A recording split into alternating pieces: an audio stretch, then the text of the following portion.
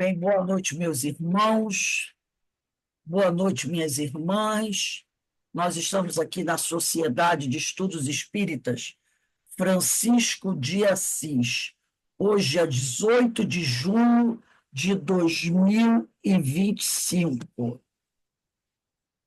Nesse horário, nós estudamos essa obra do Cláudio Fajardo, O Sermão do Monte, né? Sermão do Monte, de Cláudio Fajardo, editora, deixa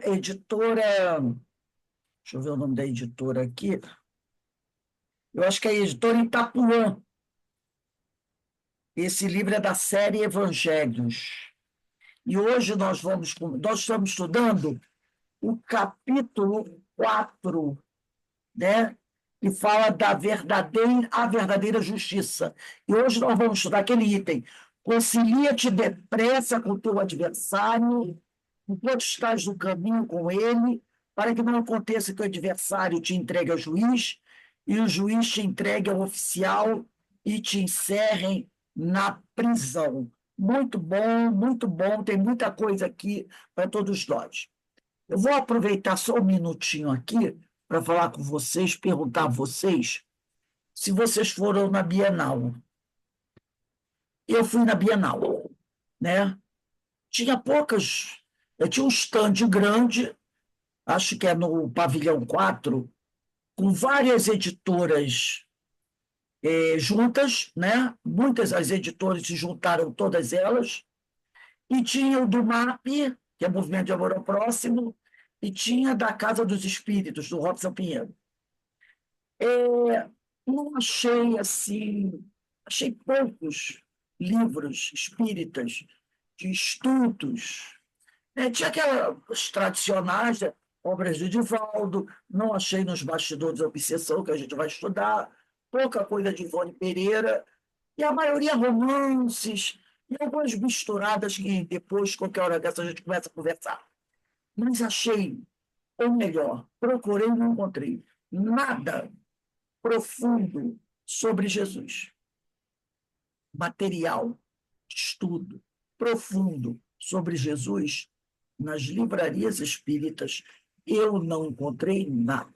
Encontrei em algumas espiritualistas, alguma coisa, mas muito superficial. Aonde eu encontrei alguma coisa boa foi na editora Pensamento e nas religiosas católicas. Paulinhos, uma que tem até aqui em Petrópolis, que me fugiu o nome agora. Vozes. Existe a editora Vozes aqui de Petrópolis. A Vozes, Paulinas, Paulos, onde eu encontrei material sobre Jesus. Né? Comprei até um livro da editora Pensamento sobre Jesus. Ali sim, encontrei livros profundos. Tem até um que me chamou muita atenção, que era um livro sobre Santo Antônio, né? Falando sobre o Evangelho, muito bom, mas muito caro, 200 e poucos reais. Mas, dentro do movimento espírita, muito pouca coisa sobre Jesus. Muito pouca. Esses mesmo do Sermão do Monte, Sermão da Montanha, nenhum, nenhum. Fiquei um pouco preocupado. Uma hora dessa a gente vai conversar um pouquinho sobre isso. Fiquei um pouco preocupada, sabe? Sobre Jesus, muito pouca coisa. Tem muita coisa espiritualista, né? Viagem astral, coisas, muita coisa misturada com livros doutrinários, né? Mas, agora, sobre Jesus, muito pouca coisa. Muito pouca coisa. Então, só das tradicionais, né? Ditas católicas, né? Você pode dizer que você encontra ali coisas boas, né? A Pensamento não é católica, mas a Pensamento tem bons livros. A Paulinas, Vozes, sobre Francisco de Assis. Aí eu encontrei na Vozes, né, também muito sobre Francisco, coisas boas, boas, né? Mas fiquei um pouco preocupado. Mas vamos lá. Eu mesmo só comprei dois, um na Pensamento e o do Haroldo Dutra Dias, que é Estudando o Evangelho de João, que eu tenho o volume 1, que eu estou terminando de estudar, e eu comprei o volume 2, que é muito bom, muito bom. E ele tinha um outro lá que eu não cheguei a comprar, capa até vermelha do Haroldo, também muito bom. O Haroldo tem escrito os livros muito bons, muito voltado para transformação íntima, sabe? Coisa muito boa mesmo, muito bom mesmo. Mas vamos lá, quem sabe eu consiga comprar agora, né? Pela internet. Mas vamos lá. Vamos elevar o nosso pensamento ao alto, a Jesus, o nosso Mestre, a Deus, nosso Pai, agradecendo por tudo que Ele tem nos dado, pedindo ao Senhor que nos fortaleça, que nos ajude, para que a gente se mantenha no foco. E o foco é o Evangelho do Senhor. E que nós não nos deixemos arrastar por outras ideias. Porque, como diz os amigos espirituais, ele foi enviado por Deus para ser nosso guia e modelo. E é ele que nós temos que seguir. Os estudos, os temas que ele nos trouxe, que devemos nos aprofundar, para finalmente nos tornarmos homens de bem. Que o Senhor nos abençoe, nos fortaleça e também proteja e abençoe todos aqueles irmãos que nesse momento possam estar em sofrimento, possam estar desesperançados, possam estar com problemas de saúde, né? Que todos eles sejam amparados, fortalecidos e que possam, em breve, se reerguer. Mas sempre lembrando que o melhor remédio para cada um de nós é o próprio Evangelho. E fiquemos em paz, graças a Deus. Bem, vamos lá, meus irmãos. Concilia-te depressa com o teu adversário enquanto estás no caminho com ele, para que não aconteça que o adversário te entregue ao juiz e o juiz te entregue ao oficial ou ministro, vai depender do livro, em alguns vai surgir a palavra ministro, e te encerrem na prisão. Essa prisão a gente vai ver que é a nossa consciência. Quem quiser puxar uma setinha aí já pode puxar. Essa prisão, e te encerrem na prisão. Puxa uma setinha e já escreve aí, consciência. Essa prisão é consciência. Prisão da consciência, né? Vamos começar a ler. Concilia-te depressa com teu adversário. O verbo conciliar significa pôr em harmonia. Pôr em harmonia. Sublinha isso. O verbo conciliar significa pôr em harmonia, para a gente não ter dúvida nenhuma sobre o que o companheiro Cláudio está querendo nos dizer. E esse livro aqui, essa obra do Cláudio Fajardo, é muito inspirada. Dá para a gente perceber que tem uma grande inspiração aqui do plano espiritual. Pôr em harmonia, de acordo. A expressão usada por Jesus é imperativa. Concilia-te, para não restar dúvida. Não há outra alternativa.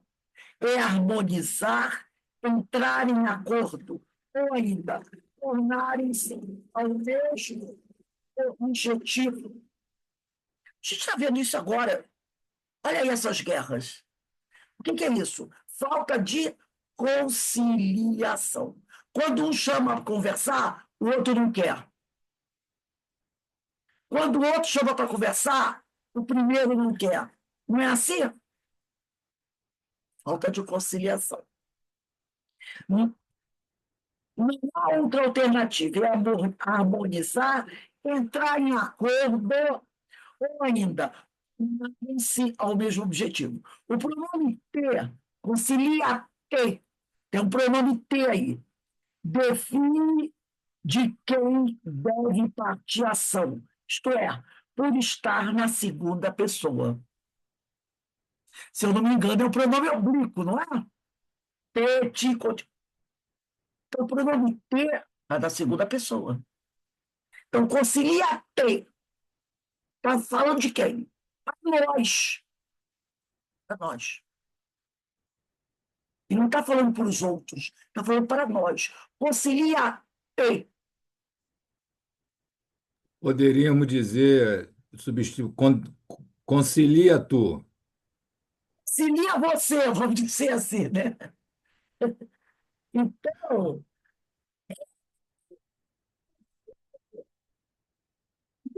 direto, é bem direto. Ô, meu. A coisa é bem direta, porque Jesus, né, você percebe que ele é bem claro. Ele é bem claro, ele não deixa dúvida. A gente aqui quer colocar dúvida no que Jesus fala. A gente quer colocar dúvida, né? É um pronome pessoa oblíquo tudo, da segunda pessoa singular, usado para se referir à pessoa com quem se fala. Olha só. Então, eu vou repetir. O pronome T, concilia T, é um pronome pessoal oblíquo, do caso oblíquo, né? Porque tem aqueles do caso reto. Eu, tu, ele, nós, eles. Do caso, o pronome pessoal oblíquo todo, da segunda pessoa do singular. Porque nos pronomes pessoais do caso reto, são 6 pessoas. A primeira pessoa do singular é eu. No pronome oblíquo não tem a primeira pessoa. A primeira pessoa, ele começa na segunda. A primeira pessoa do pronome pessoal do caso reto é eu. No pronome oblíquo, inicia na segunda pessoa, do singular, que é e. Então, o pronome T é um pronome pessoal oblíquo da segunda pessoa do singular, usado para se referir à pessoa com quem se fala, geralmente no lugar do pronome tu. Ele funciona como complemento do verbo, objeto direto ou indireto, e não é acompanhado de preposição. Concilia te. Então, Jesus está falando com quem? Comigo. Quando você lê, você não pode dizer assim, Jesus está falando conosco, ele está falando comigo. Concilia te. Cada um que lê tem que entender isso. Jesus está falando comigo. Por isso que é dito aqui, normalmente o pronome te é usado para se referir à pessoa com quem se fala. Então, quando Jesus diz concilia-te depressa com o teu adversário, ele está falando diretamente para cada um de nós. Quando eu leio isso, eu tenho que pensar, ele está falando comigo. Concilia-te. Cada um que lê vai ter que entender isso. Jesus está falando comigo, comigo. Entendeu? Deu para a gente captar a mensagem? Jesus está se dirigindo para cada um de nós. Ele está em uma conversa conosco. Então, esse pronome pessoal do oblíquo, ato da segunda pessoa singular, usado para se referir à pessoa com quem se fala. Te, auxilia te. Eu não posso dizer assim, ele está falando para Denise. Não, ele está falando para mim. Auxilia te. É para mim essa mensagem. Depressa com o teu adversário. Então, ele põe aqui, tá? Por isso que a expressão é imperativa. Auxilia te. Aí ele continua aqui. Não, não há outra alternativa. É harmonizar, entrar em acordo ou ainda tornar-se ao mesmo objetivo. O pronome te define de quem deve partir a ação. Isto é, por estar na segunda pessoa. É aquele que escuta o mestre, que deve buscar a concordância. Entendeu? Então, eu estou anotando aqui, gente, só um instantinho.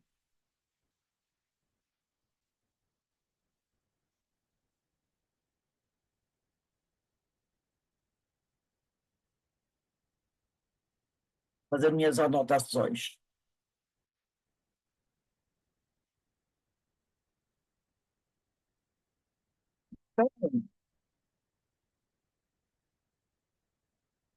Isso é uma coisa que a gente tem que bem, entender bem, para a gente não dizer assim, eu não estou entendendo o que Jesus quer dizer.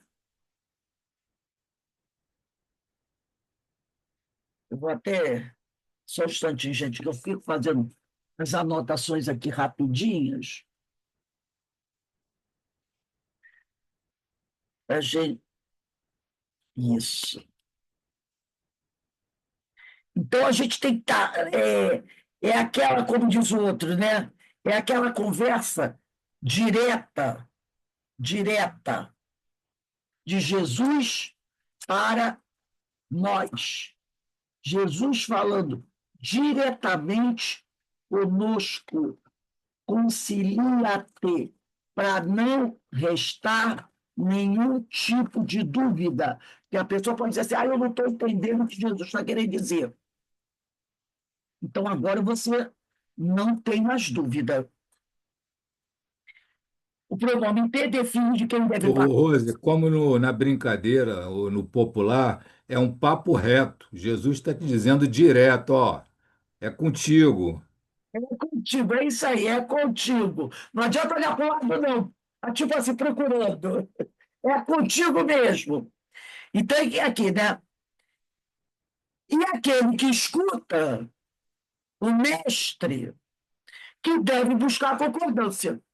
Portanto, ao nos intitularmos cristãos, estamos assumindo a responsabilidade de levarmos a harmonia, tá?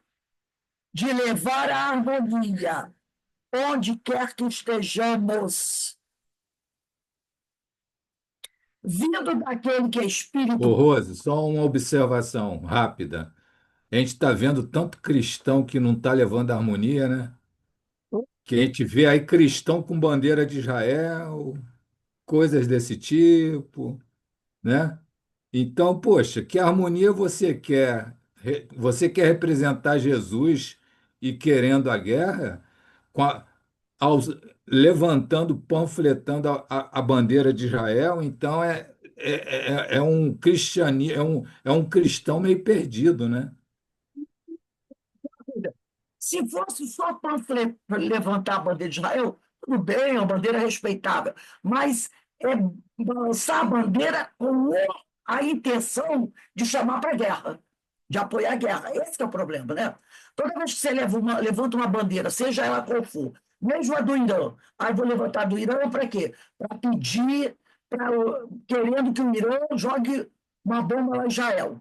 Vou panfletar a bandeira de Israel, querendo que Israel destrua o Irã, destrua Gaza, balançar a bandeira da Ucrânia, querendo que a Ucrânia destrua a Rússia, balançar a bandeira da Rússia, querendo que a Rússia destrua a Ucrânia, e levantar a bandeira dos Estados Unidos, querendo que os Estados Unidos destrua tudo.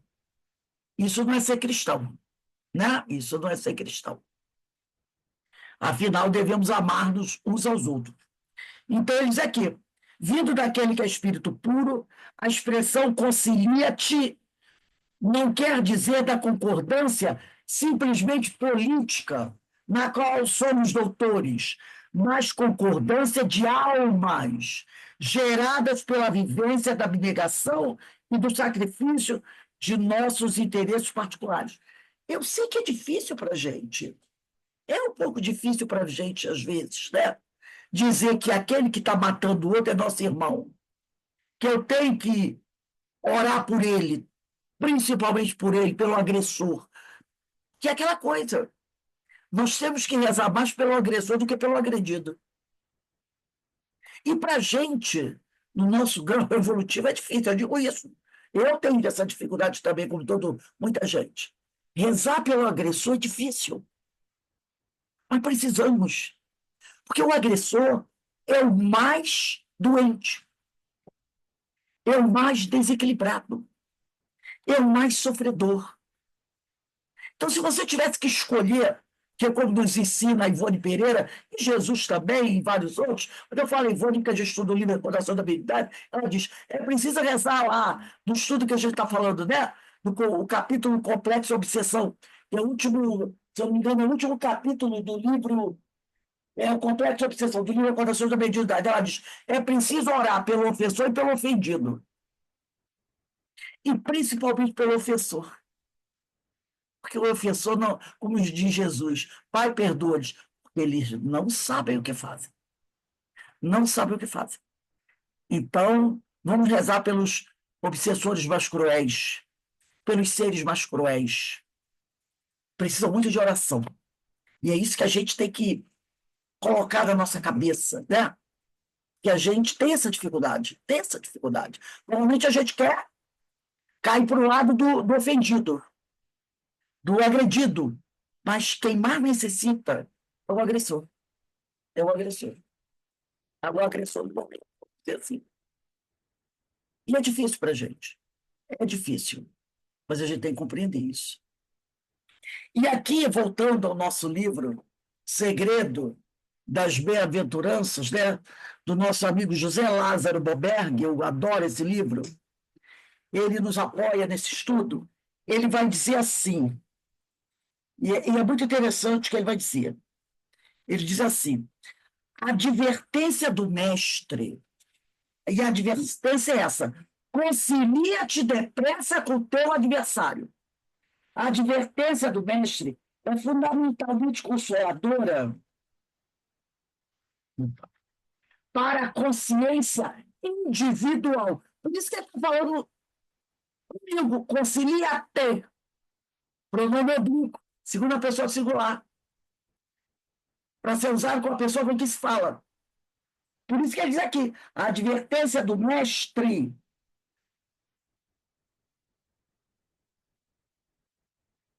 Deixa eu só anotar também mais uma coisa. Ela é fundamentalmente consoladora. Estou fazendo as... Só um instantinho, gente.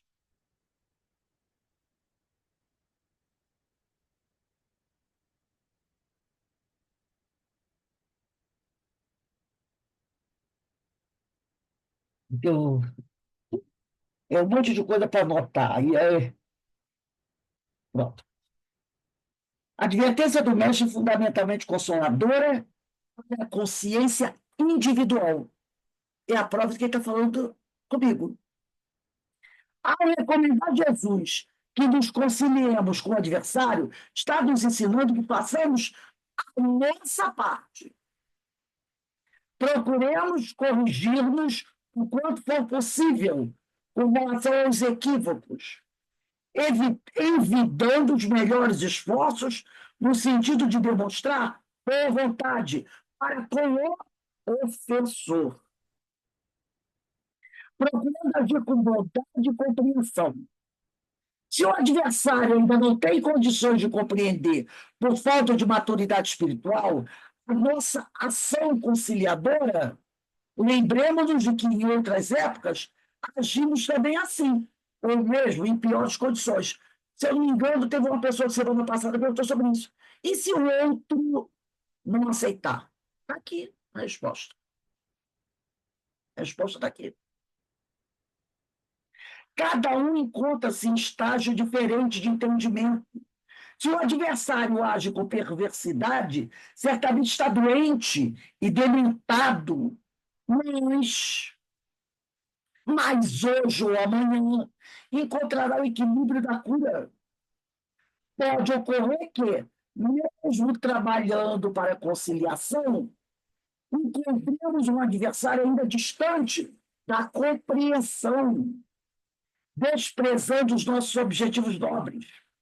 Não percamos tempo, continuemos trabalhando, conciliando-nos com a própria consciência, guardando sempre com confiança na vitória do bem sobre o mal, né?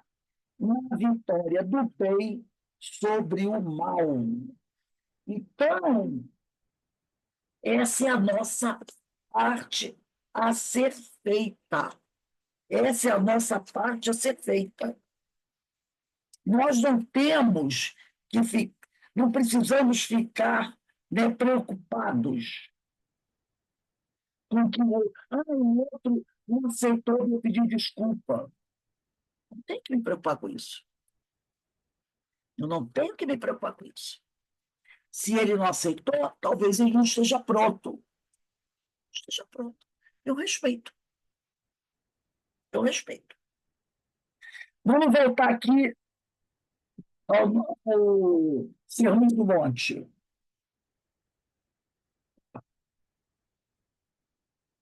Cadê onde? Aqui. Aí ele vai dizer assim, né?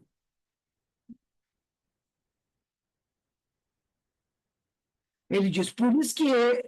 Aí, eu me perdi aqui. Ah, tá. Concilia-te depressa. Voltei ao Sermão do Monte. Concilia-te depressa, nos ordena Jesus. Por isso que ele falou que é uma expressão imperativa. Concilia-te. E ele usou aqui. Concilia-te depressa, nos ordena Jesus. A nos dizer da urgência com que devemos encarar a situação incômoda da divergência. É que o hábito de deixar para amanhã... Lembra? Até amanhã eu resolvo esse problema. Amanhã eu falo com ele. Amanhã eu peço desculpa. É que o hábito de deixar para amanhã a posição conciliatória tem nos feito sofrer por séculos e séculos. Até que a bendita saturação nos induza à correção de nosso incerto caminhar.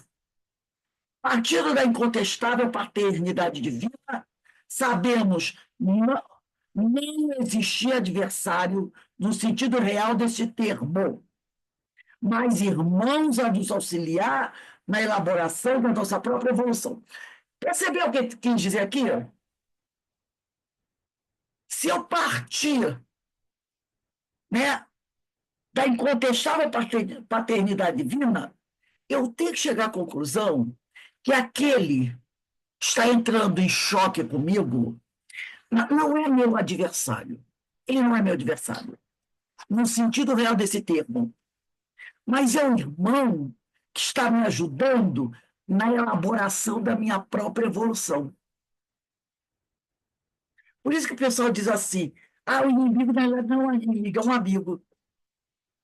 Ele está me obrigando a rever meus conceitos, a ter mais clemência, mais compaixão, a compreender que aquele outro agiu assim porque ele está passando por um momento difícil, porque ele ainda não entendeu como ele deve agir, porque ele ainda não tem dentro dele bem desenvolvido o conceito de solidariedade, fraternidade. Entendeu? Então, foi o que o José Lázaro Bodega disse aqui para a gente. Ó. Ele falou aqui para mim, ele deixou aqui claro para a gente. Ele disse assim: ao recomendar a Jesus que nos conciliemos com o adversário, está nos ensinando que façamos a nossa parte. Procuremos corrigir-nos o quanto for possível com relação aos equívocos, evitando os melhores esforços no sentido de demonstrar boa vontade para o professor. Então, ele está me levando a trabalhar a minha boa vontade, tá? Agir com bondade e compreensão, entender que se o adversário, que eu chamo de adversário, não tem condição de compreender as coisas, isso pode ser por falta de maturidade espiritual. Entender que em outra época eu também agia assim, às vezes até pior, e as pessoas me desculparam. Então, isso que ele está dizendo aqui. Esse que entra em choque comigo, na realidade, não é um adversário no sentido real do termo, mas irmão nos auxiliar na elaboração da nossa própria evolução. Então, eu vou trabalhar em mim situações para que eu possa o quê? Conquistar virtudes. Ele está me ajudando a evoluir. Aí ele diz aqui: adversário quer dizer aquele que luta contra o que se opõe. Então, adversário quer dizer aquele que luta contra, que se opõe ao inimigo. Sendo todos filhos do mesmo pai e tendo um só objetivo, a harmonização com ele, como podemos dizer se alguém é nosso adversário? Se ele é meu irmão, não pode ser meu adversário. Não pode ser meu adversário. Não é? Ele não pode ser meu adversário. Ele é meu irmão. Como é que eu posso dizer que um irmão é meu adversário? Não é meu adversário. Então, a gente precisa entender isso. O irmão não é adversário. Por isso que ele vai ser aqui. Sendo todos filhos do mesmo pai e tendo um só objetivo, a harmonização com ele, como podemos dizer ser alguém nosso adversário? Não pode. Não pode ser nosso adversário. Este sentimento só é ainda uma realidade porque não conseguimos compreender o sentido real da vida. Por isso que a gente considera o outro adversário, porque a gente ainda não consegue compreender o sentido real da vida. Mas se a gente procurar entender, somos uma família só, todos filhos do mesmo pai. Um pai que ama a todos da mesma maneira. Pai nos ama todos da mesma maneira. E ele traçou um objetivo para todos nós: crescer, evoluir, aprender para conquistar a felicidade, se aproximar dele. Como é que nós podemos ser adversários? Nós somos irmãos. Nós somos irmãos. Mas como nós não conseguimos compreender o sentido real da vida, a gente chama aquele que não concorda conosco de adversário. Aí continua o Cláudio, trazendo para nós esse entendimento, o Cristo nos liberta do jugo da escravidão, pela vivência do amor. Porque quando eu amo, eu me liberto da ignorância. Desta forma, o adjetivo de cristão é incompatível com possuir adversários.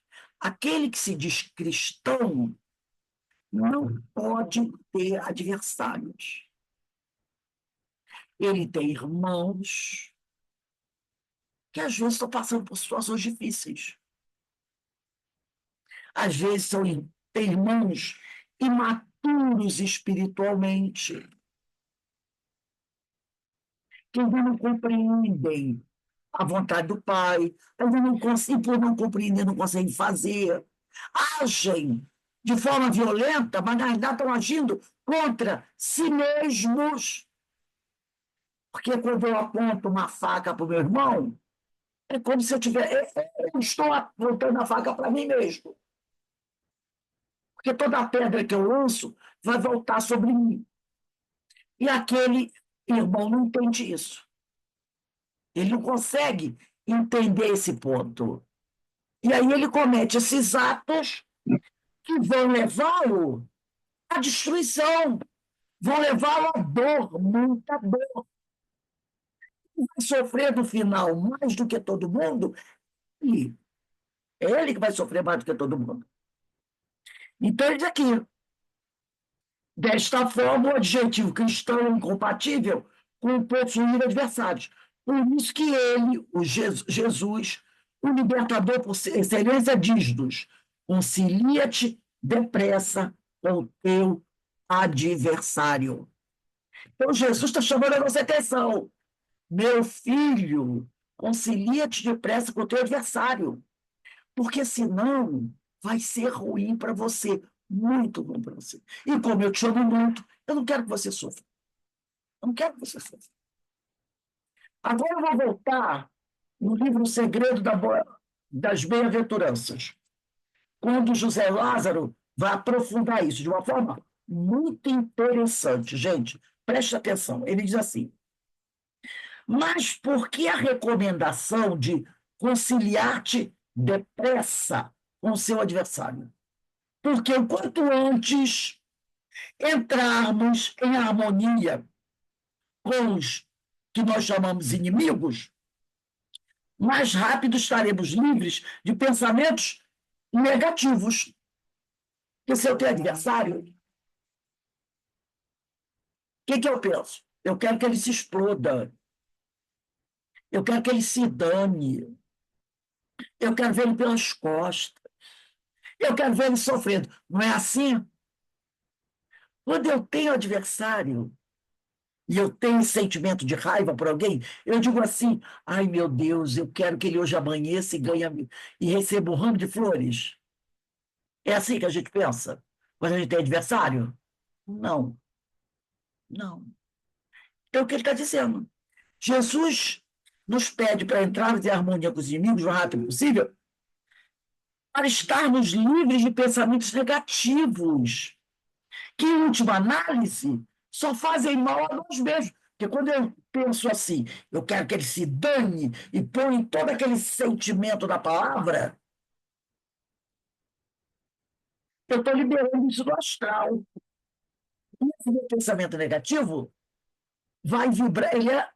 Nosso pensamento não são ondas eletromagnéticas, elas vão girar pelo astral, vão encontrar outras ondas similares, tão potentes quanto essas. Podem ir até aquele que eu dirigi o pensamento. Mas se ele estiver acima de mim, não vai fazer nem cosquinha. Mas uma coisa é certa, vai voltar muito mais pesada e vai explodir na minha cabeça. É isso que ele está dizendo. E Jesus quer que a gente se libere disso, fique livre disso. Emoções desarmonizadas acarretam doenças. Alguém não sabia disso? Emoções desarmonizadas acarretam doenças. Se eventualmente protelarmos a conciliação, deixando para amanhã, não sabemos que extensão tomará um litígio. Às vezes se diz, é muito tempo ainda, um dia eu perdoo ele. Nem sempre deixar para amanhã é a solução mais inteligente.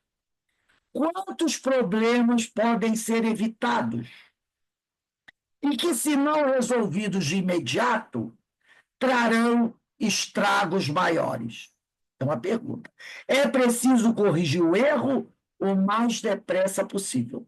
O único meio de resgatar mais depressa é encarar a situação, sair do egoísmo mórbido e dedicar-nos ao bem por amor ao próximo. Como diz Emmanuel, né? Somente nas atividades do bem para o bem dos outros, somente nas atividades do bem para o bem dos outros é que nos garantiremos a vida e a continuidade do nosso próprio bem. Vamos pegar o livro Pão Nosso? Denise, eu vou pedir para você começar. Quem está com o livro Pão Nosso, levanta o dedo. Eu estou, mas eu não sei a página, não, Rose. Cheguei agora que eu estava no médico. Você tem o Pão Nosso aí? Eu tenho aqui, Rose. Eu tenho também, mas não sei qual é a página. Eu vou É a lição 120. então, Eu também tenho. Eu vou fazer Eu também tenho. A Denise vai ler o primeiro e segundo parágrafo. A Joana Eu vai, também tenho. a Joana vai ler o terceiro e o quarto. Cada uma votando. Denise, 1 e 2. Joana, 3 e 4. Alberto. Marinês vai ler o quinto parágrafo. Capítulo 120, tá, gente? Ó, primeiro e segundo, Denise. Terceiro e quarto, Joana, não é isso? O quinto, Maria Inês. O sexto, Alberto. Alguém mais tem aí? Não, né?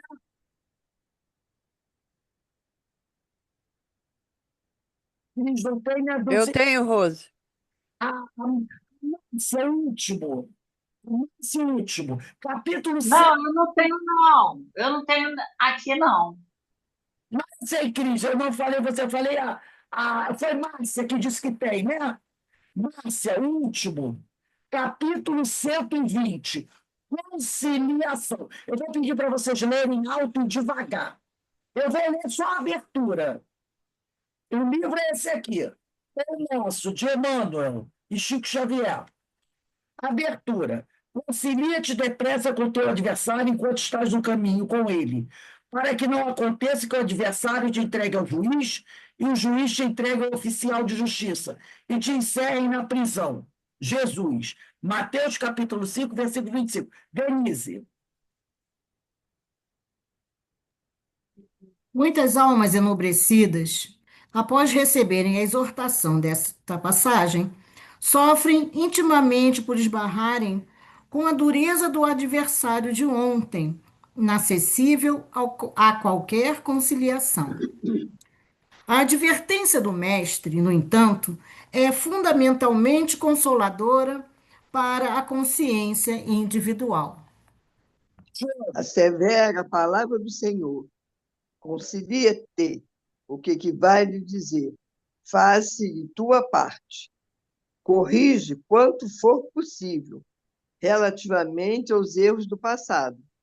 Movimenta-te no sentido de revelar a boa vontade perseverante, insiste na bondade e na compreensão. Inês. Que seu adversário é ignorante, medita na época em que também desconhecias as obrigações primordiais e observa se não agiste com piores características. Se é perverso, categoriza-o à conta de doente e dementado em vias de cura. Faze o bem que puderes, enquanto palmilhas os mesmos caminhos. Porque, se for o inimigo do implacável que te busque entregar ao juiz, de qualquer modo, terá então igualmente provas e testemunhos a apresentar. Um julgamento legítimo inclui todas as peças, e somente os espíritos francamente impenetráveis ao bem sofrerão o rigor da extrema justiça. Márcia. Trabalha, pois, quanto seja possível no capítulo da harmonização, mas se o adversário te desdenha os bons desejos, concilia-te com a própria consciência e espera confiante. Fantástico esse último parágrafo, não é? Olha só. Trabalha, pois, quanto seja possível no capítulo da harmonização. Mas se o adversário não quer se conciliar com você, concilia-te você com a sua própria consciência. E espera confiante. A consciência tranquila. Eu quis me conciliar com ele. Ele não quis, eu agora estou em paz com a minha consciência. E agora você espera confiante. Não é mais problema seu. Esse último parágrafo é maravilhoso. É maravilhoso. Responde todas as nossas dúvidas. Fantástico, né? Realmente, Emmanuel aqui deixa uma mensagem para a gente espetacular. Vamos voltar para o Cláudio Fajardo. Ele diz aqui: enquanto estás no caminho com ele, concilia-te depressa com teu adversário, enquanto estás no caminho com ele. A conjunção enquanto nos diz de um tempo que passa, enquanto estás no caminho com ele. Né? O nós é o quê? que o tempo está passando, enquanto estás no caminho com ele. Então, a conjunção enquanto nos diz de um tempo que passa e, por isso, deve ser aproveitado. Aproveitado. A experiência nos mostra que toda oportunidade perdida requer muito maior esforço para reaproveitá-la. Quando a gente perde uma oportunidade, a gente não fala, ah, meu Deus, perdi essa oportunidade. Oportunidade perdida é perdida. Você vai ter que aguardar outra oportunidade. Então, você vai ter que fazer muito esforço para reaproveitá-la. É assim no mundo material. O mundo se dá no mundo espiritual, e com muito mais intensidade. As obras mediúnicas, principalmente as do espírito André Luiz, pela psicografia do Francisco Canto Xavier, mostram como se dá o planejamento de uma etapa reencarnatória do plano espiritual. Nós temos lá o livro Missionários da Luz, no capítulo 13, onde o orientador é o espírito Alexandre, que ele fala do espírito Segismundo, que está aguardando uma nova reencarnação, filho, como filho do casal, Adelino e Raquel. Todo mundo lembra dessa história, né? Muitas vezes são aguardados séculos para que duas almas se unam em trabalho de resgate através do amor. E nós, com a imaturidade e o egoísmo que nos é peculiar, gastamos poucos segundos para tomar uma decisão que, desvinculando-nos dos compromissos deste plano de ação, vincula-nos ainda mais adiante das leis universais. É muito mais profundo o ensinamento do Cristo do que podemos imaginar.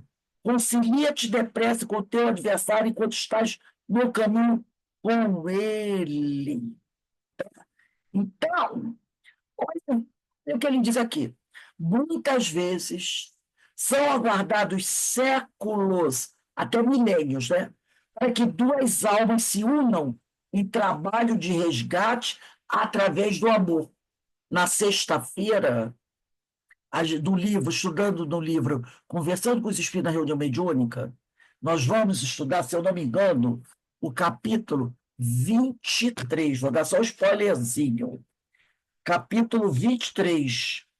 Atitudes das trevas. Tá? E depois, nós vamos estar no capítulo 24, que vai tratar disso aqui, de forma terrível, o que é essa questão de adversário, principalmente o capítulo 24, sobre adversário. Então, muitas vezes, a gente leva séculos para poder, né, se unir em trabalho de resgate. Às vezes é um resgate tão doloroso. Então, às vezes se aguardam séculos, milênios, para que duas almas se unam em trabalho de resgate através do amor, e nós, com a imaturidade e o egoísmo, que nos é peculiar, gastamos poucos segundos para tomar uma decisão que, desvinculando-nos dos compromissos deste plano de ação, vincula-nos ainda mais diante das leis universais. Então, às vezes, levam séculos, milênios, para corrigir uma coisa que a gente faz em segundos e destrói a nossa vida. A gente bastam segundos para você destruir a tua vida, e essa destruição você vai levar milênios, séculos, para poder corrigir. Por isso que diz, aquele ditado, né? É bom pensar bem antes de agir. É muito mais profundo o ensinamento do Cristo do que podemos imaginar. Concilia-te depressa com o teu adversário enquanto estás no caminho com ele. Estar no caminho nos diz desta oportunidade de trilharmos juntos com todas as possibilidades, cumprir nosso objetivo maior. Trocar o que já conhecemos e que nos dá segurança pelo imprevisto de um porvir obscuro. Trocar o que já conhecemos e que nos dá segurança pelo imprevisto de um porvir obscuro. É, no mínimo, imprudência de nossa parte. O que é que nós já conhecemos? O que Jesus nos disse: ama a Deus sobre todas as coisas e ao próximo como a ti mesmo. Trocar isso por um imprevisto, por uma ação impensada, é uma grande imprudência de nossa parte. Isto quer dizer, será que pensamos que vamos ter os mesmos recursos para desenvolver nossa programação reencarnatória se malbaratarmos a oportunidade atual? Se a gente jogar essa oportunidade fora, será que a gente vai conseguir com facilidade os mesmos recursos que nós temos hoje para desenvolver a nossa programação reencarnatória? Olha quantos recursos nós estamos recebendo agora e hoje. O que será aí? Para a gente chegar aqui, nesse momento atual, foram milênios de dor e sofrimento. Se a gente pudesse, graças a Deus a gente não pode, dar uma espiadinha bem rapidinho, basiquinha, no nosso passado, olhada para trás, nos 500, 600 anos, a partir do ano que a gente nasceu, se a gente pudesse correr o olho 600 anos a partir da data do nosso nascimento para trás, a gente ia valorizar muito o que a gente está recebendo hoje. Porque para a gente chegar aqui hoje, foram muitos séculos, como ele diz aqui, né? Muitos séculos de dor e sofrimento, tá? Muitos séculos. Muitas vezes, como ele diz aqui, são aguardados séculos para que duas almas se unam em trabalho de resgate através do amor. Foram muitas lágrimas, muito sofrimento, para que a gente pudesse chegar aqui hoje, recebendo todos esses recursos, para que a gente possa desenvolver uma boa programação reencarnatória. E aí o sujeito pega e joga esse momento fora. O momento que ele implorou de joelho: Senhor, pelo amor de Deus, eu quero uma oportunidade para poder fechar, deixar aquilo para trás e começar a vida nova. É essa a reencarnação. É o momento de deixar a dor para trás, começar a vida nova. E a gente pega, joga fora. Joga fora. Num ato impensado. E aí o que vai fazer? Vai começar tudo de novo. Mas séculos e séculos de sofrimento. Dependendo do que fez. Aí eles aqui, é pensando nisso que ele, o mestre, que nos ensinou a sermos prudentes como uma serpente, disse: convém que eu faça as obras daquele que me enviou, enquanto é dia. A noite vem, quando ninguém pode trabalhar. Está lá em João, capítulo 9, versículo 4. Convém que eu faça as obras daquele que me enviou, enquanto é dia. A noite vem, quando ninguém pode trabalhar. Vou voltar aqui ao nosso amigo José Lázaro Malberg, no Segredo das Bem-aventuranças. Ele vai dizer assim, ó, precisamos prestar bem atenção agora. Ele vai dizer assim: um alerta, conciliar com o adversário, Jesus acrescenta. Quem tem esse livro é página 131. Primeiro parágrafo. 131, primeiro parágrafo. Além do alerta, conciliar com o adversário, prestem bem atenção nisso. Jesus acrescenta: enquanto estás ao caminho com ele. Do ponto de vista espiritual, a expressão no caminho refere-se à oportunidade.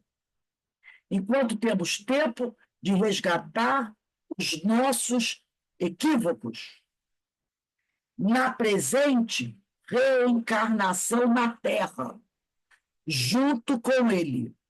Não perder as oportunidades de cumprir com os objetivos de crescimento espiritual.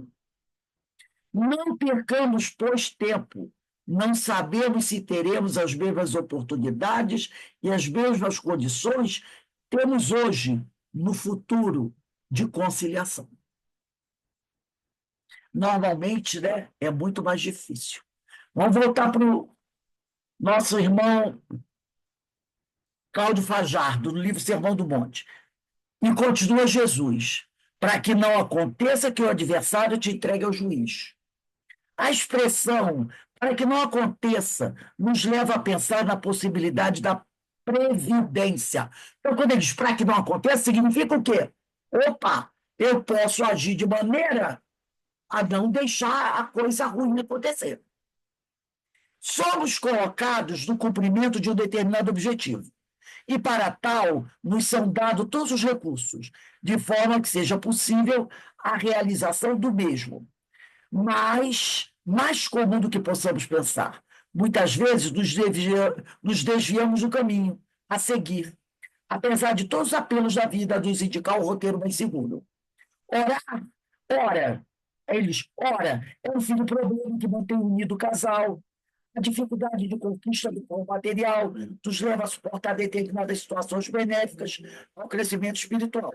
Outras vezes, é a própria vaidade que nos leva a ações altruístas. É sempre a vida com suas insinuações a nos direcionar de forma correta. Um só é o objetivo, para que não aconteça algo pior. Às vezes a pessoa quer um casamento difícil. Eu quero me separar, eu quero ser livre. Mas aí tem um filho difícil. Aquele filho mantém o casal junto. Outras vezes, né, você é muito vaidoso. E a tua vaidade te leva a fazer atos de caridade. Por vaidade. Você já está fazendo atos de caridade. Nem que seja por vaidade. Antes, você não fazia de jeito nenhum. Mas às vezes você pensa assim, mas todo mundo vai ver, né, que eu vou ajudar, então eu vou dar a cesta básica. Tem que dizer aqui, outra vez é a própria vaidade que nos leva a ações altruístas. É sempre a vida com suas insinuações a nos direcionar de forma correta. Porque aí você dá a primeira cesta básica. É todo vaidoso, todo mundo. Que bom, todo mundo é bonzinho. Você diz assim, eu gostei do negócio, vou dar outra. Aí você dá a segunda, a quinta cesta básica, você já não está mais ligando para os aplausos. Entendeu? Você começou pela vaidade, mas aí você pegou o gosto do negócio e aí você começa a fazer. É igual o André Luiz, começou a ajudar através com o interesse do bônus hora. Mas depois ele pegou gosto e foi fazendo, entendeu? Às vezes a gente começa assim, então ele diz, é a própria vida, né, nos insinuando de forma correta. Porque um só é o objetivo, para que não aconteça algo pior. O juiz tem o poder de julgar, é o árbitro que atua com justiça. E nós, devido à nossa culpa consciencial, determinada por nossas ações milenares, longe estamos de querer que nossos adversários nos entreguem ao juiz. Isso significa repreensão e correção, que muitas vezes se expressam pelo sofrimento. É preferível o amigo, pois este pauta a sua conduta pelo amor. Compreende-nos e nos dá novas oportunidades. Jesus é o amigo maior da humanidade. E é desta forma que ele espera ajamos com o nosso semelhante.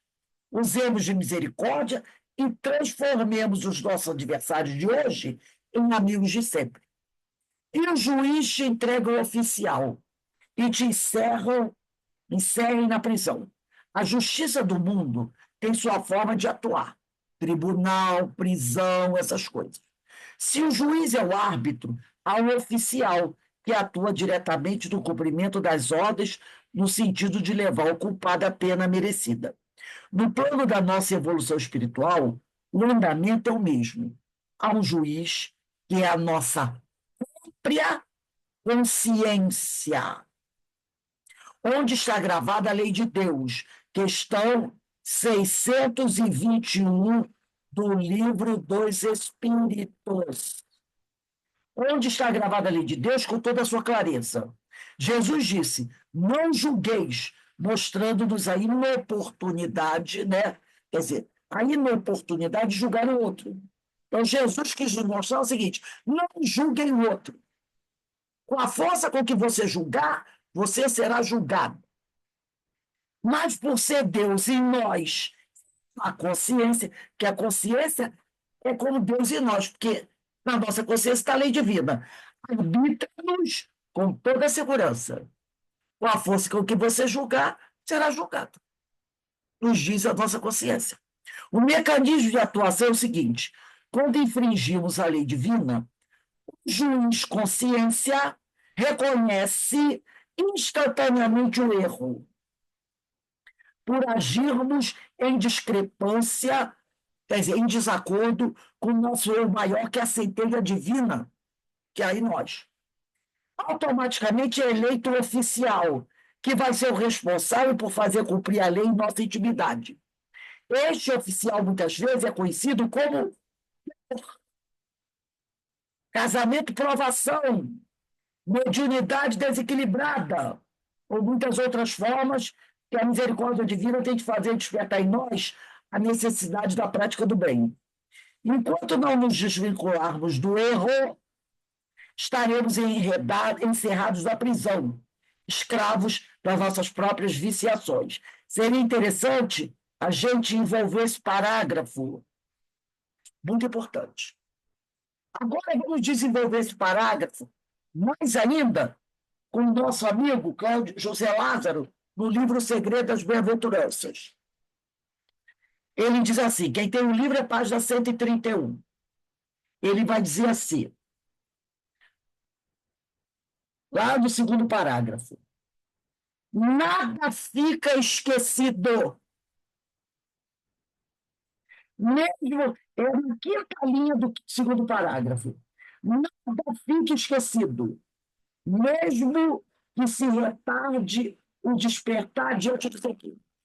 O sujeito cometeu o equívoco hoje. Mas só despertou daqui a 10 anos. Não tem problema. O equívoco que ele praticou hoje não está esquecido. Nada fica esquecido. Mesmo que se retarde o despertar diante dos equívocos. Só o tempo, quando a dor nos bate à porta, é capaz de domar as nossas más inclinações. E nesse julgamento, não há como ludibriar, não há como enganar a Deus, já que ele é o próprio juiz consciência. Onde está escrita a lei divina? Na nossa consciência. Ficamos simplesmente presos à própria cadeia mental, enquanto não nos despirmos de nossas imperfeições. Esta cadeia é, muitas vezes, pior que a penitenciária humana, pois estamos algemados no foro da consciência. Vem à tona consistentemente todas as ações consideradas contrárias à lei de Deus. Os quadros mentais se multiplicam e nos levam ao sofrimento. Em razão do livre-arbítrio, que se amplia à medida que amadurecemos, tomando consciência das escolhas equivocadas, detectamos a razão da desarmonia que nos faz sofrer. É que estamos em dissonância, em desacordo com a lei divina. Sempre, quando nos conscientizamos da escolha infeliz, eclode o despertar, mostrando-nos com clareza que aquele ato é o motivo da desordem psíquica que está nos causando tanta dor. Eu tive um despertar desse, sabe quando? Na palestra de segunda-feira da nossa irmã Aline Queiroz. Que palestra linda, não foi? Que palestra linda. Quando ela fez a palestra, eu tive um despertar, porque tinha algo que eu tinha feito há mais de 30 anos atrás, em relação a uma pessoa muito querida, uma pessoa que eu amo muito. E eu fiz aquilo de caso pensado, porque eu me senti muito magoada, muito ferida. De vez em quando o tema da palestra vinha à tona, vem à tona, alguém fala sobre isso, aquilo buzinava na minha cabeça. Buzinava na minha cabeça. Sabe? E eu tinha uma certa culpa, mas nunca parei para pedir perdão, porque eu sempre justificava aquilo pela mágoa que eu sentia por aquela pessoa viver assim, agir assim, o que me incomodava profundamente. Depois daquela palestra, apesar da pessoa não estar mais do nosso, aqui entre nós, eu pedi perdão, chorei e pedi perdão. Porque a dor e o sofrimento, a mágoa, a tristeza que eu sentia, e alguma injustificada até, porque aquilo era uma coisa muito dolorida, não me dava o direito, como cristã, de fazer o que eu fiz. Entendeu? Não me dava o direito de fazer o que eu fiz. E eu fiz. Eu pedi perdão. E hoje eu estou em paz da minha consciência com aquilo. Eu pedi perdão. Porque eu, até então, ainda não tinha tido plena consciência, apesar de, olha só, ser espírita, de que eu não deveria ter feito o que eu fiz. E quando eu fiz, eu sabia que não deveria fazer, mas eu fiz. Como uma resposta, né, ali, aquele tipo de coisa. E eu pedi perdão, e eu hoje estou em paz com a minha consciência. Por isso, né? Então, a doutrina nos dá essa oportunidade. Essa oportunidade, né? Então, ele diz aqui, não importa, são 30 anos ou mais até que eu fiz aquilo, talvez uns 35 anos, mas ficou lá, não foi esquecido, porque ninguém ludibria a Deus, né? Então, ele diz aqui, vamos sem escape a julgamento do foro da intimidade. E ninguém nunca soube aquilo que eu fiz. Eu nunca contei para ninguém. Ninguém nunca soube. Então, vamos sem escape a julgamento do foro da intimidade. E, neste momento, agimos como advogado, promotor e juiz de nossas ações. Ora, após este despertamento, temos que entrar em acordo com os inimigos e reparar que, na verdade, não são inimigos, como nós estudamos, nem adversários, né?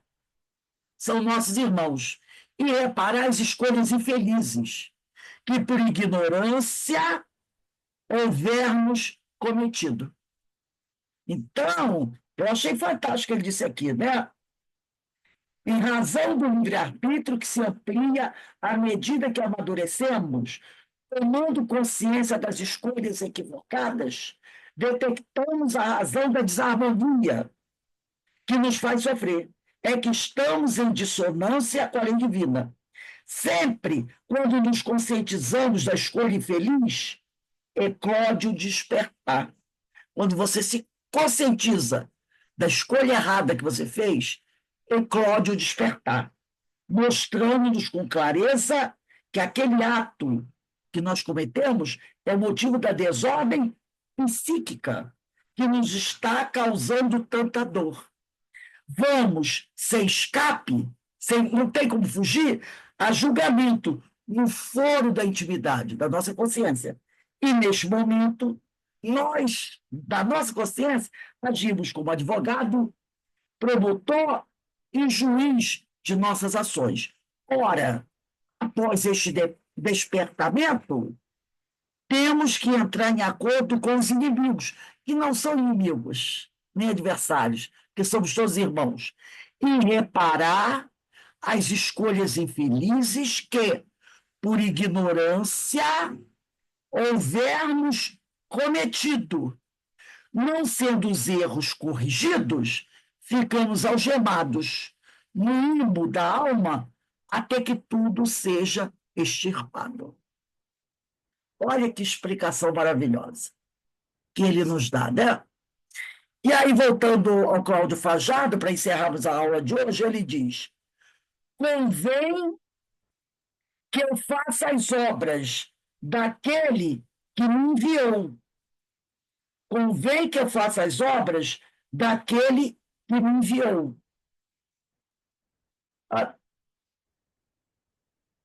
Não, peraí. Convém que eu faça as obras daquele que me enviou. Enquanto é dia, a noite vem, quando ninguém pode trabalhar. Não, deixa eu ver aqui. Eu me perdi aqui. Não, desculpe. Desculpa.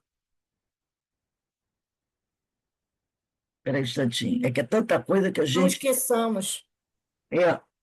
Não é isso aqui. Não, nada fica esquecido. Foi nada fica esquecido. Aí ele diz aqui, ó, não esqueçamos ainda que o nosso maior adversário é o egoísmo. E é justamente este que nos aprisiona, sendo seu oposto ao amor, o que verdadeiramente nos liberta. Né? Então, o egoísmo é o nosso maior adversário. E é justamente este que nos aprisiona, sendo seu oposto ao amor, que verdadeiramente nos liberta. E aí, gente, tem aí uns 3 minutinhos. O que vocês acharam disso?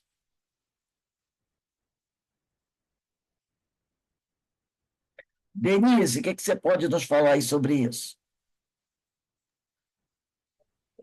Essa parte é aquela parte que a gente tem que realmente nos conhecer, saber dos nossos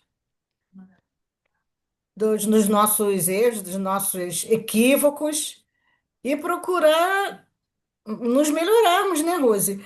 Procurar essa convivência com o irmão da melhor forma possível, porque a gente não pode ser adversário a vida inteira, né? O resto da vida, para a eternidade. Uma hora a gente tem que despertar, que alguém tem que fazer o movimento, né? O movimento de perdão, de auto-perdão, porque essa paz de consciência, depois que você tiver com essa paz de consciência, é que você vai poder chegar ao outro e pedir perdão, né? Então, é realmente algo assim, bem importante o que Cláudio Fajardo nos apresenta aqui, exatamente para que a gente não fique preso e escravo de nós mesmos, né? Exatamente por isso. Então a gente tem o auto-perdão, se conhece, conhece o seu equívoco, conhece até quais são os seus limites, né? Conhece, lembra daquele adversário que não é um adversário. Então, somente depois dessa reflexão íntima que a gente vai conseguir transpor essas nossas amarras, né? E fazer como o nosso, para que o adversário não nos entregue ao juiz, né? Ao nosso juiz da nossa própria consciência. É muito esclarecedor, né? Esclarecedoras, né? Essas explicações que ele nos traz. Esse parágrafo, né, do livro, o penúltimo, o mecanismo de atuação é o seguinte: quando infringimos a lei divina, o juiz consciência reconhece instantaneamente o erro, por agirmos em discrepância com o nosso eu maior, que é a centelha divina. Automaticamente é eleito oficial que vai ser o responsável por fazer cumprir a lei em nossa intimidade. Este oficial muitas vezes é conhecido como dor, casamento, provação, mediunidade desequilibrada, doenças, ou muitas outras formas que a misericórdia divina tem de fazer despertar em nós Isso aqui é importante. Ou muitas outras. Uma hora tu vai despertar, né, Rose? Uma hora tu vai despertar. Muitas outras formas que ele diz aqui, né? Que a misericórdia divina tem de fazer despertar em nós a necessidade da prática do bem. Então, essas dores que a gente sofre, esses relacionamentos difíceis, essas doenças, são formas que a misericórdia divina tem de fazer para despertar em nós a necessidade da prática do bem. É o acorda, José. Acorda, José. É a misericórdia divina chamando a nossa atenção, nos sacudindo.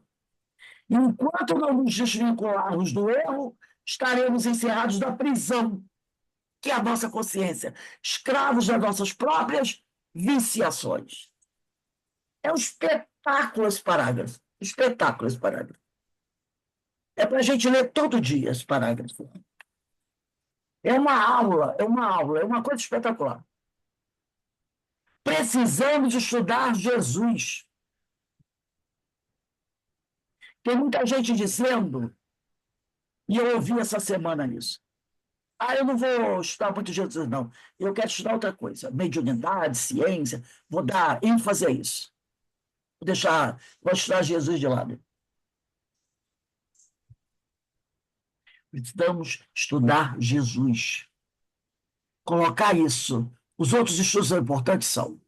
Mas Jesus é preciso estudar muito. Por quê? Porque é um desconhecido para nós.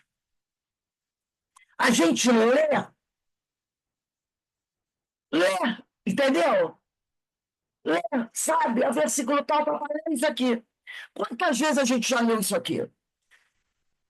Né? Quantas vezes a gente já leu isso? Concilia-te depressa com o teu adversário enquanto estás no caminho com ele, para que não te aconteça que o adversário te entregue o juiz e o juiz te entregue o oficial e te encerre na prisão. Quantas vezes a gente já leu isso?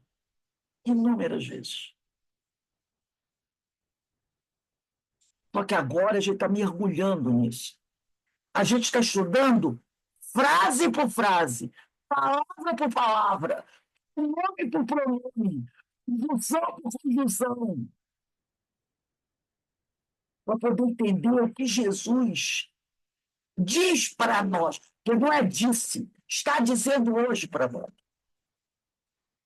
Agora nós estamos entendendo o que esses versículos querem nos dizer. Agora, depois de 2000 anos, né? Está lá em Mateus, capítulo 5, versículo de 20 a 26. Tem esse capítulo 4, a verdadeira justiça. Então, eu pergunto, a gente já sabia disso? Não.